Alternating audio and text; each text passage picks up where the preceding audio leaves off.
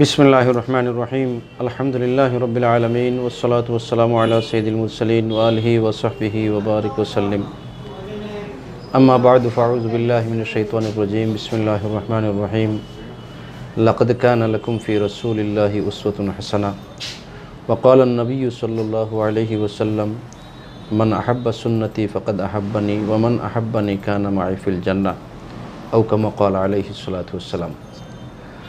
Bangla view TV চ্যানেলের সাপ্তাহিক Islamic অনুষ্ঠান হেরার জ্যোতি, দেশ বিদেশ থেকে যারা আমাদের এই অনুষ্ঠান দেখছেন সবাইকে জানাই বাংলা ভিউ টিভি চ্যানেল পরিবারের পক্ষ থেকে আন্তরিক মোবারকবাদ। সম্মানিত দর্শক শ্রোতাবৃন্দ, আমরা আজকে অত্যন্ত গুরুত্বপূর্ণ একটি বিষয় নিয়ে আলোচনা করব।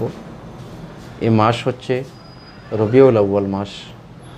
আমরা সবাই জানি এই মাসের একটি দিনে রসুল করিম সাল্লাল্লাহু আলাইহি ওয়াসাল্লাম, যিনি বিশ্ব মানবতার মুক্তি নিয়ে, করুণার বার্তা নিয়ে, হেদায়েতের বার্তা নিয়ে এ দুনিয়ায় আগমন করছিলেন এই মাসের একটি দিনে। তাই 12ই রবিউল আউয়াল, এই মাসে 12ই রবিউল আউয়াল তারিখে আমাদের নবী সাল্লাম এ দরাদামে আসছিলেন। আমরা আজকে নবী করিম সাল্লাল্লাহু আলাইহি ওয়াসাল্লামের জীবনী নিয়ে, মিলাদ নিয়ে, সিরাত নিয়ে আলোচনা করব। আমাদের স্টুডিওতে আমন্ত্রণ জানিয়েছি বিশিষ্ট আলেমের দ্বীন হযরত মাওলানা শেখ ইমাদ আহমদ রবিঈ হযরতকে আমাদের টিভি চ্যানেলের পক্ষ থেকে জানাই আন্তরিক মোবারকবাদ। জাযাকাল্লাহ খাইর, শুকরান। সম্মানিত দর্শক শ্রোতাবৃন্দ, আমরা মাওলানা ইমাদ আহমদ রবিঈ ওনার কাছে জানতে চাইব যে মিলাদ এই বিষয় নিয়ে ইসলামের বক্তব্য কী, আপনি একটু দয়া করে বলেন। জাযাকাল্লাহ খাইর শেখ। আউযু বিল্লাহি মিনাশ শাইতানির রাজীম। বিসমিল্লাহির রহমানির রহিম। নাহমাদুহু ওয়া নাস্তাঈনুহু ওয়া নুসাল্লি আলা রাসূলিহিল কারীম, আম্মা বা'দ। প্রথমে আমি শুকরিয়া জ্ঞাপন করছি মহান রব্বে কারীমের, যে আল্লাহ রাব্বুল আলামিন আমি ক্ষুদ্র এবং নগণ্য এক ব্যক্তিকে কবুল করেছেন এত বড় একটি টপিক নিয়ে কথা বলার জন্য।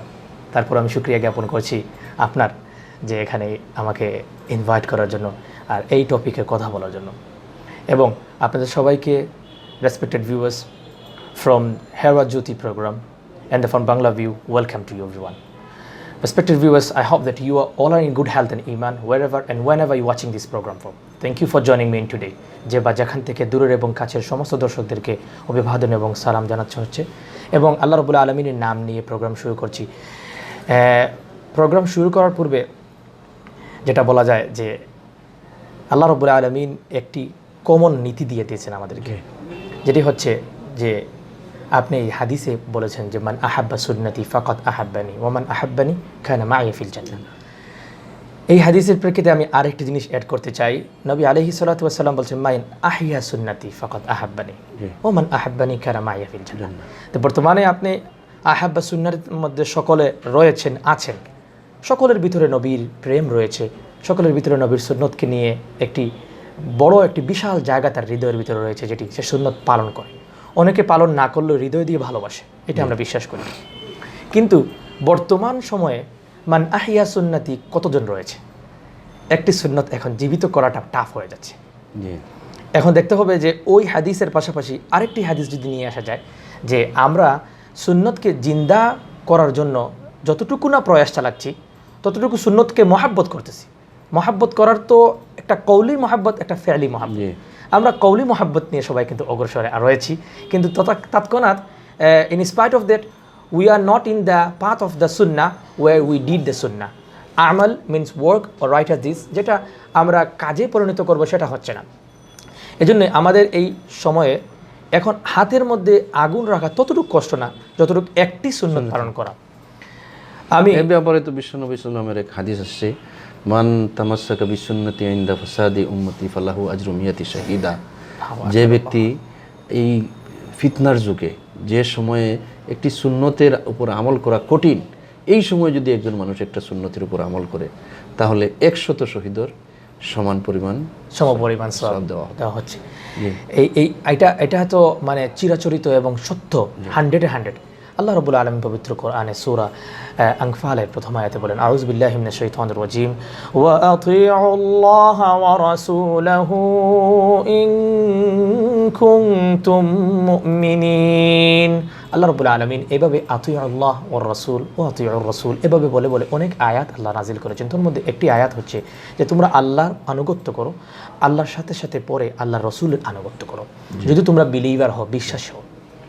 তাহলে এখানে বলা হয়েছে তোমরা আল্লাহর আনুগত্য করার কথা, রসুলের আনুগত্য করার কথা। এখানে আমি কোনো ব্যক্তির আনুগত্য করার কথা বলা হয়নি, আমি কোনো ব্যক্তির মুখাল্লিদ বা তাকলিদ করার কথা বলাই হয় নাই। ব্যক্তি বর্তমানে যারা আছেন বুজুর্গানে দিন উলামা একরাম, ওনারা হচ্ছেন গিয়ে ওয়ারাসাতুল আম্বিয়া। ওয়ারাসাতুল আম্বিয়াকে মানতে হবে কিভাবে?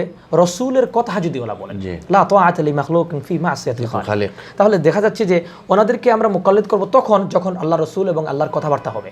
এর বাইরে কোনো মুকাল্লিদ আমি দেখতেছি না, কারণ ওনার কোনো কালচার আমি ফলো করতে পারবো না। কার কালচার ফলো করতে হবে?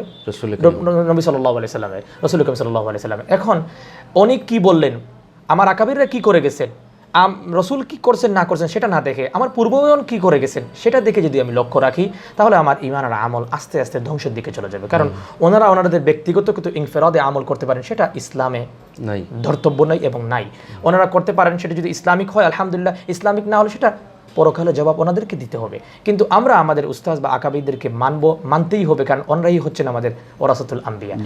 এখন আসতে হবে আজকে যে টপিক, আল্লাহ রসুলকে মানতে হবে, আল্লাহ রসুলের জন্ম, মিলাদ এবং আল্লাহ রসুলের আদর্শ সিরাত এবং আল্লাহ রসুলের যে পথ সিরাত, এই সিরাত এবং সুরাত বা সিরাত এবং সুরাত আমাদেরকে পালন করতে হবে। কিন্তু মিলাদুন নবী, নবীর জন্ম, এটা সত্য এবং 100% ডেফিনেটলি ইনডিড এটা হয়েছে, এটা একেবারে প্রমাণিত যে নবী এসেছেন। নবী এসেছেন এটার জন্য উনি নিজেই বলেছেন যে আমি কোন দিনটায় এসেছি। ঐতিহাসিকগণের মতামতে যে দেখা যাচ্ছে যে ডে নিয়ে, অর্থাৎ তারিখ নিয়ে এবং মাস নিয়ে মতো পার্থক্য রয়েছে। কোনো বেশিরভাগ ঐতিহাসিক 12টা মত দিয়েছেন, কেউ এই ডেট দিয়ে 8টি মতামত দিয়েছেন। কেউ বা বলেছেন মুহররম মাসে, কেউ বা বলেছেন সফর মাসে, কেউ রবিউল আউয়াল মাসে, কেউ রবিউল সানি, পাশাপাশি রমাদান এবং শাওয়াল মাসের, শাবান মাসের কথাটা আসছে। এবং কেউ বলেছেন 1 রবিউল আউয়াল, 12 রবিউল আউয়াল, 13 রবিউল আউয়াল অথবা 9 রবিউল আউয়াল। আল্লামা তকি উসমানী যেটি বলেছেন, উনি প্রাধান্য দিয়েছেন যে 9 রবিউল আউয়াল। সকল আইম্মা বা উলামাদের একটি মতামত হচ্ছে ঐতিহাসিকদের রবিউল আউয়াল মাসের 12 তারিখে, এটা ডিক্ট ফিক্সড হয়েছে। এখন এই রবিউল আউয়াল মাসের সামনে যে 12 তারিখ আসতেছে, এটা অত্যন্ত আনন্দের দিন। আমরা এই আনন্দটা কিভাবে উদযাপন করব?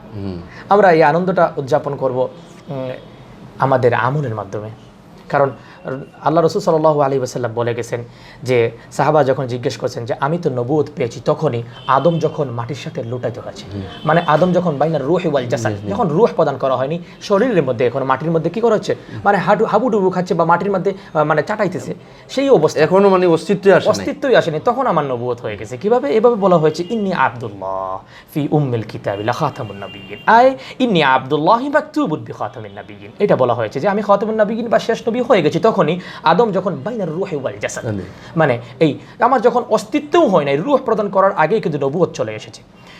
ঈসা আলাইহিস সালাতু ওয়াস সালামের, ইব্রাহিম আলাইহিস সালাতু ওয়াস সালামের দোয়া, ঈসা আলাইহিস সালাতু ওয়াস সালামের যে বলা হয় ভবিষ্যৎবাণী, এবং ওনার আম্মু আমিনা, ওনার দর্শন, এটা সত্য হয়ে গেছে। উনি জন্মগ্রহণ করার সাথে সাথে একটা নূর বা দয়া, যেটা প্রাসাদের সিরিয়া প্রাসাদ মতো যে আলো দেখা গিয়েছে। হাদিসে এভাবে বলা হয়েছে, ওয়াকাযালিকা তারা উম্মাহা আন-নাবিয়্যিন সাল্লাল্লাহু আলাইহিম, যে কসুর আর শাম প্রদেশের যে সিরিয়াতে, সেখানে প্রাসাদগুলি আলোকিত হয়ে গেছে নবী আলাইহিস সালাম আসার কারণে। এই হচ্ছে গিয়ে নবী আলাইহিস সালাম আসার সিস্টেম। এখন মাওলানা সাহেব, আমরা একটা বিষয়ে করি, আপনার কাছে জানতে চাই যে আমাদের দেশে বিশ্বনবী সাল্লাল্লাহু আলাইহি ওয়াসাল্লামের জন্ম নিয়ে যে একটা শোভাযাত্রা করা হয়, এবং এই শোভাযাত্রার নাম দেওয়া হয় জশ্নে জুলুসে ঈদে মিলাদুন্নবী। এখানে জশ্নে জুলুস এক ব্যাপার, এবং আরেকটা বিষয় হচ্ছে ঈদে মিলাদুন্নবী। আবার কেউ বাড়াবাড়ি করতে করতে এইভাবে যে সৈয়দুল আয়াদ, যে সব ঈদের বড় ঈদ, এই বিষয়টা কোরআন এবং হাদিসের দৃষ্টিতে আপনি একটু আলোচনা করুন। সম্মানিত দর্শকবৃন্দ, আপনারা ভালো করে একটু খেয়াল রাখবেন, খুবই গুরুত্বপূর্ণ আলোচনা। আলহামদুলিল্লাহ, আল্লাহ রাব্বুল আলামিন পবিত্র কোরআনে বলেন, মান ইউতিহির রাসূল ফাকাদ আতা আল্লাহ ওয়া মান তাওয়াল্লা ফামা আরসালনাকা আলাইহিম হাফিজা। মান ইউতিহির রাসূল, যে আল্লাহ রাসূলকে আনুগত্য করলো, অনুকরণ করলো, অনুসরণ করলো, ফাকাত আতা আল্লাহ, সেজন্য আল্লাহকে অনুসরণ করলো, অনুকরণ করলো। এবং ওয়ামাং তাওয়াল্লা ফামা আরসালনাকা আলাইহিম হাফিজা, এবং যে ব্যক্তি টার্নস অ্যাওয়ে, অর্থাৎ মুখ ফিরিয়ে নিল, ফামা আরসালনাকা আলাইহিম হাফিজা, আমি আপনাকে পাঠাইনি ওদেরকে রক্ষা করার জন্য, হেফাজত করার জন্য। যারা চলে গেছে চলে যাক, যারা মুখ ফিরিয়ে নিয়েছে, এখান থেকে বোঝা যাচ্ছে যে এটা খুবই দুঃখজনক। যারা কথা পরিষ্কার সত্যসহ গ্রন্থ আসার পরেও, দলিল আদিল্লাহ সহ বা গিনাতের মতো প্রকাশ, এর পরেও আমরা যারা এখনও পর্যন্ত এই ছোটোখাটো বিষয় নিয়ে এত মতবিরোধ, এটার কারণে আল্লাহ রাব্বুল আলামিন অর্ডার দিয়ে দিয়েছেন ওয়ামাং তাওয়াল্লা, যে মুখ ফিরিয়ে নেবে, whoever turns away ফামা আরসালনাকা আলাইহিম, I am not sending you as a protector, এটা হাফিজ, আমি আপনাকে পাঠাইনি কোনো রক্ষণাবেক্ষণকারী হিসেবে। এটা থেকে প্রমাণিত হলো যে লিল ইসলামী ঈদানে, ইসলামের মধ্যে ঈদ দুটি। আপনি সম্মানিত উস্তাদ, আপনি যে প্রশ্ন করেছেন যে ইসলামের মধ্যে তো ঈদ দুইটি, দেখেন সাহাবা আজমাইন, আমাদের রসুল, আল্লাহ তাআলা সব কিছু, আল্লাহ তাআলা এবং আল্লাহ রসুল বলে গেছেন ঈদ দুইটা। আরেকটা ঈদ আছে যে ঈদুল উসবু, সাপ্তাহিক ঈদ, জুমার দিন। এটা হচ্ছে ইয়াউমুল জুমআ, ইয়াউমুল উতলা, ইয়াউমুল ঈদ, এটা হচ্ছে সাপ্তাহিক ঈদের দিন। কিন্তু ঈদ হচ্ছে গিয়ে প্রক্ষান্তর দুইটা, ঈদুল আদহা ওয়া ঈদুল ফিতর।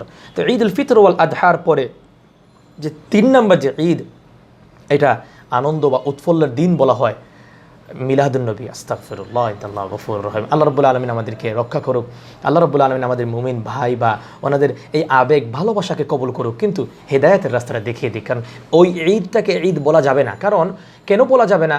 এটা হচ্ছে গিয়ে ইসলামের মধ্যে নব আবিষ্কৃত বিষয়। নবী আলাইহিস সালাতু ওয়াস সালাম একটি হাদিস বললে পরিষ্কার হয়ে যাবে যে মা আহদাসা ফি আমরিনা হাযা ফাহুয়া রাদ্দুন, ইসলামের মধ্যে নব আবিষ্কৃত বিষয় ইবাদতের ক্ষেত্রে এটাকে বলা হয় প্রত্যাখ্যাত, মিন্স এটাকে ডিসওবিডিয়েন্স, এটা মানে ফালায় দেওয়া হয়েছে, এটাকে কোনো কবুল, নট অ্যাকসেপ্টেবল, যাকে গ্রহণ করা হবে না। জি,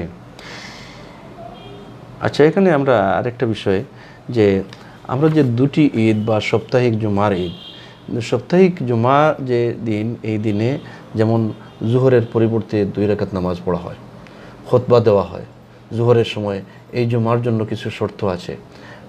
এবং বৎসরে যে দুটি ঈদ, ঈদুল ফিত্র এবং ঈদুল আদহা, এই দুটি ঈদেও দেখা যায় যে সব মানুষ ঈদগাহে যাচ্ছে, 2 রাকাত ওয়াজিব নামাজ আদায় করছে, তারপরে ইমাম সাহেব খুতবা দিচ্ছেন, মানে একটা নিয়মের ভিতরে এই ঈদগুলো আছে। এই যে আমরা বলি যে সৈয়দুল আয়াদ বা সবচেয়ে বড় ঈদ, ঈদ সব থেকে বড় ঈদ যাকে বলা হয় সৈয়দুল আয়াদ, এখানে কি নামাজ আছে বা এখানে কি খুতবা আছে, যেহেতু সবার বড় ঈদ? খুব সুন্দর প্রশ্ন, আলহামদুলিল্লাহ। শেখ, আপনাকে পরিষ্কার করার জন্য এটা বলতে হবে, নবী আলাইহিস সালাতু ওয়াস সালাম জুমার দিনকে বলেছেন কনগ্রিগেশনাল প্রেয়ার, যেখানের মধ্যে খাতিব খুতবা দেওয়ার সময় মুসল্লিয়ান ইকরামের যে অ্যাটেনশনটা পায়, মুসল্লিয়ান ইকরামকে প্রতিদিন নব টপিকগুলো ইসলামের আলোকে দেওয়া হয়, নামাজ রয়েছে সেখানে এই কিছু নিয়ম কানুন মেনে নামাজ পড়া হয়। এবং ঈদের সালাতের নিয়ম কানুন রয়েছে, এক রাস্তা দিয়ে যাওয়া, অন্য রাস্তা দিয়ে আসা, এই যে রুলসগুলো আমাদেরকে বলা হয়, এটা তো ঈদ মিলাদুন নবীর কথা কোনো হাদিসের গ্রন্থে নাই। নবী 40 বছর থেকে নিয়ে 63 বছর, অর্থাৎ সুদীর্ঘ 23 বছর ওনার নবুয়তি জিন্দিগির মধ্যে একদিন, একটি বছর, একটি মাস, একটি সেকেন্ড বা একটি ঘন্টা হলেও উনি ঈদ সাইয়্যিদুল আইয়াম যাকে বলা হয় বা এইটা কখনো পালন করার কথা বলেন নেই বা ওনার সাহাবীদেরকে নিয়ে করেন নেই। যেহেতু ওনারা করেন নেই বা সাহাবা আজমাইনরা করেন নেই বা তাবিঈনরা করেন নেই, এই 3টি যুগকেই তো আপনি জানেন স্বর্ণ যুগ বলা হয়। খায়রুল কুরুনি করনি সুম্মা আল্লাযীনা ইয়ালুনাহুম সুম্মা আল্লাযীনা ইয়ালুনাহুম, ওনারা যেহেতু করেননি, সুতরাং আমরা কেন এখানে আর করব? এটা তো চিরাচরিত প্রকাশিত যে যেখানে নামাজ নাই, যেখানে কোনো অর্ডার নাই, কোরআন হাদিসের দলিল নাই, এবং আমাদের পূর্ব সালাফেরা যারা, আমাদের সাহাবা আজমাইনরা যারা আমাদের দেখিয়ে গেছেন, উলামা ইকরাম ওনারা স্পষ্টভাবে বলে গেছেন যে এটা কোনো কি নাই, প্রমাণ নাই, অস্তিত্ব নাই, তাহলে আমরা এটা কেন করব? এটাকে ঈদ বলা তো এটা মারাত্মক অন্যায় এবং গুনাহ। এর জন্য আল্লাহ রাব্বুল আলামিন কোরআনে কারিমে বলেন ইয়াউমা তুবাদদালুল আরদু গায়রাল আরদি ওয়াস সামাওয়াতু ওয়া বারাজু লিল্লাহিল ওয়াহিদিল কাহ্হার। তোমরা জেনে রাখো, পবিত্র কোরআনে সূরা ইব্রাহিমের 13 নম্বর পারা 48 নম্বর আয়াতে আল্লাহ তাআলা বলেন এই আরদ বা জমিনকে, আকাশসমূহকে, জমিনসমূহকে পরিবর্তন করা হয়, যেমন এক্সচেঞ্জ, মানে ভেঙে ফেলা হয় পুরো। এবং ওয়া বারাজু লিল্লাহিল ওয়াহিদিল কাহ্হার, জেনে রাখো এই যা কাজগুলো আমরা যারা করতেছি এদেরকে লিল্লাহ মানে দ্য ওয়ান্স, আল কাহ্হার মানে ইরেজিস্টেবল, কনকোয়েস্ট, যা পরাক্রমশালী আল্লাহর সামনে গিয়ে দাঁড়াতেই হবে আপনাকে, তখন কি জবাব দেওয়া হবে? আচ্ছা, আপনার কাছ থেকে অত্যন্ত সুন্দর আলোচনা শুনছিলাম। দর্শকবৃন্দ, আপনারা একটু আমাদের সাথে থাকবেন, অত্যন্ত গুরুত্বপূর্ণ আলোচনা। এখানে আমরা রসুল করিম সাল্লাল্লাহু আলাইহি ওয়াসাল্লাম প্রতি সোমবারে রোজা রাখতেন এবং প্রতি বৃহস্পতিবারে রোজা রাখতেন। একবার জিজ্ঞাসা করা হইল, ইয়া রাসূলুল্লাহ, আপনি প্রতি সোমবার এবং প্রতি জুমাবার রোজা কেন রাখেন? রসুল করিম সাল্লাল্লাহু আলাইহি ওয়াসাল্লাম জবাব দিয়েছিলেন যে সোমবারে আমার জন্ম হয়েছে, আমি এই দুনিয়ায় আগমন করেছি, এই জন্য আমি কৃতজ্ঞতা প্রকাশ করে শুকরিয়া আদায় করার জন্য আমি সোমবারে রোজা রাখি। আমরা দেখছি যে পৃথিবীর বিভিন্ন দেশে এই র্যালি হয়, শোভাযাত্রা হয়, কেক কাটা হয়, হ্যাপি বার্থডে ইউ মোহাম্মদ এইভাবে বলে, মানে কেকও কাটা হয়। এই বিষয় নিয়ে আপনি একটু বলেন। আল্লাহ আমাদেরকে ক্ষমা করুক, এটা হচ্ছে গিয়ে একটি এই খারাপ কালচারে পরিণত হয়ে যাচ্ছে। নবী আলাইহিস সালাতু ওয়াস সালামকে জিজ্ঞেস করা হয়েছিল, আপনি সোমবারে রোজা রাখেন কেন? সাহাবা আজমাইনদের পক্ষ থেকে উনি উত্তর দিয়েছিলেন যে যালিকা ইয়াউমুন উলিদতু ফি ওয়া যালিকা ইয়াউমুন বুইসতু আও উনজিলা আলাইহি ফি। ওই দিনে আমার উপর এই কোরআনে কারীম নাজিল হয়েছে এবং ওই দিনই সোমবার আমি জন্মগ্রহণ করেছি।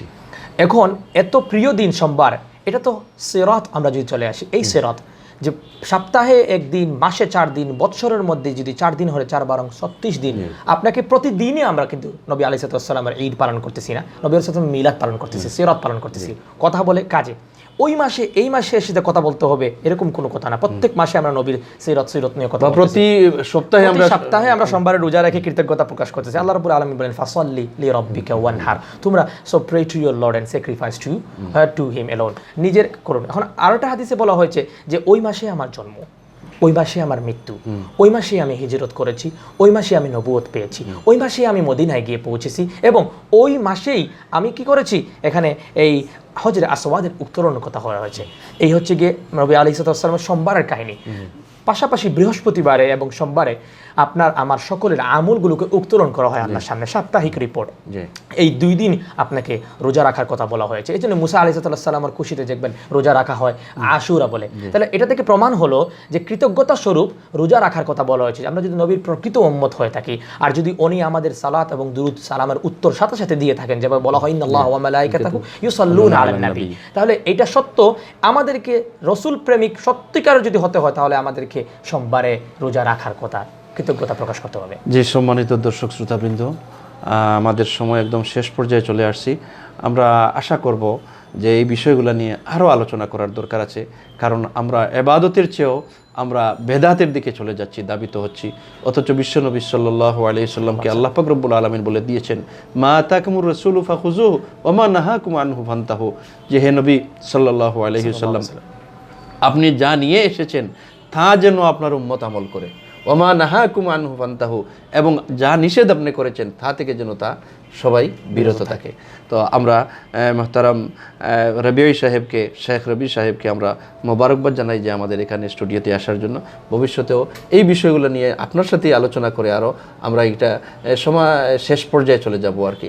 আপনি সময় দিবেন আশা করছি। ইনশাআল্লাহ আমি আপনাদেরকে অবশ্যই সময় দেব। আমি প্রোগ্রাম শেষ করার আগে 1 মিনিট আপনাদের কাছে নিতে চাই যে নবী আলাইহিস সালামের এই হাদিসটা বলে আমি শেষ করব, যে বলা হয়ে থাকে the best book is the book of Allah, and the best discourse is the book of Allah, and the guidance is the guidance established by Muhammad sallallahu alaihi wasallam. The worst of affairs in religion is innovation, নতুন আবিষ্কৃত। every innovation matter is in misguide, প্রত্যেকটি নতুন বিষয় এটা হচ্ছে কি পথভ্রষ্ট।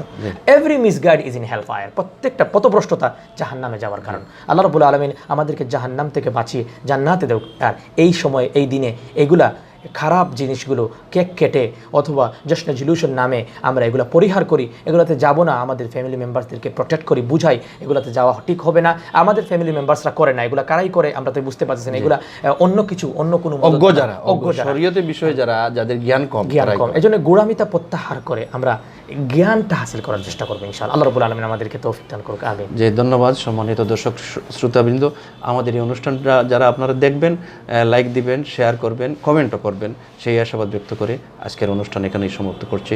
ধন্যবাদ সবাইকে। আসসালামু আলাইকুম ওয়া রাহমাতুল্লাহ।